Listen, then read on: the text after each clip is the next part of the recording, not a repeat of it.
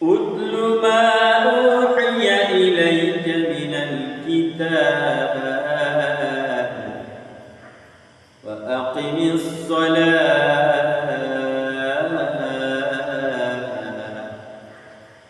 إن الصلاة تنهى عن الفحشاء والمنكر ولذكر الله أكبر والله يعلم ما تصنعون বলে সুবহানাল্লাহ।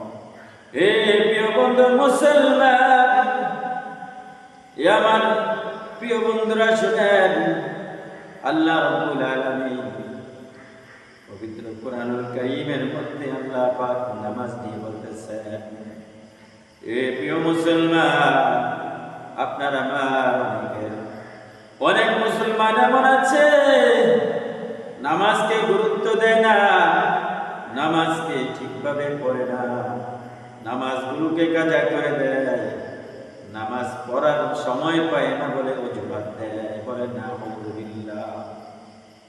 এই নামাজ এত বড় দৌলত। আল্লাহ নবী ঈমানের পরে হাদিসে নামাজের কথা বলেছেন, নামাজ ইসলামের দ্বিতীয় স্তম্ভ। সুবহানাল্লাহ। এই নামাজ কত বড় মহাদৌলত। আল্লাহ রাব্বুল আলামিন এই নামাজের ব্যাপারে পবিত্র কোরআনুল হাকীমের মধ্যে বলতেছেন,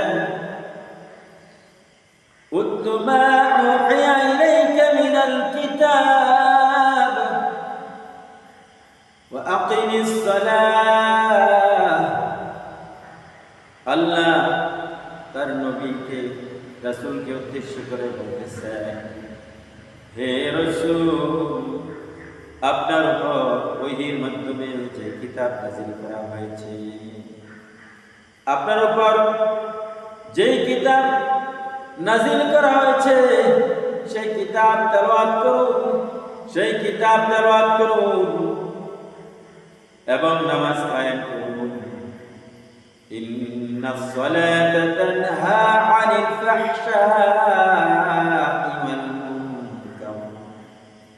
নিশ্চয়ই নামাজ, নিশ্চয়ই সালাত সমস্ত অশ্লীলতা থেকে, অশ্লীল কাজ থেকে, সমস্ত অন্যায় কাজ থেকে বিরত রাখে, সমস্ত অশ্লীল কাজ থেকে, অন্যায় কাজ থেকে